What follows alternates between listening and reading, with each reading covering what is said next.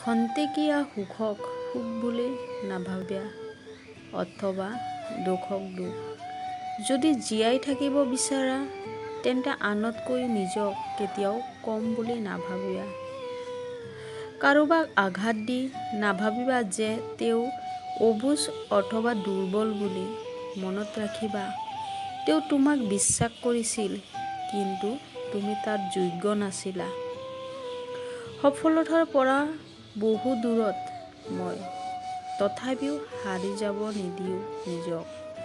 চেষ্টা কৰি যাম শেষ পৰ্যন্ত। নিজৰ সুখৰ বাবে নহ'লেও মা দেউতাৰ হাঁহিৰ কাৰণ হ'বলৈ। কিছুমানে ব্যস্ত থকাৰ বাবেও সকলো পাহৰি যায় আৰু কিছুমানে সকলো পাহৰি যাবৰ বাবেও নিজকে ব্যস্ত কৰি ৰাখে। সময়ে মানুহক সলনি কৰি নিদিয়ে, মানুহবোৰেহে সময়ে সময়ে সলনি হৈ থাকে। এগৰাকী নাৰীক অপমান কৰি আন এগৰাকী সাহস হোৱা পুৰুষজন কেতিয়াও প্ৰকৃত পুৰুষ বুলি নকয়। কৰ্ম কৰি যোৱা, ফলৰ কথা নাভাবিবা।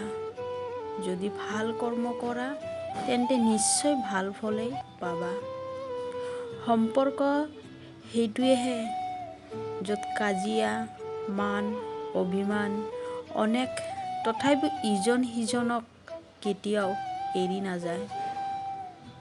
না তুমি নিজে নিজক সাবটি ধৰিব পাৰিবা, না তুমি তোমাৰ কান্ধত মূৰ থৈ কান্দিব পাৰিবা। এজনে আনজনৰ বাবেই জীয়াই থকাৰ নামেই হ'ল জীৱন। সেয়ে সময় তেওঁকে দিয়া যিয়ে তোমাক মনৰ পৰা বিচাৰে। মই বিচাৰোঁ মোৰ পৰা দূৰত আঁতৰি যোৱা মানুহবোৰক সদায় সুখী থাকক।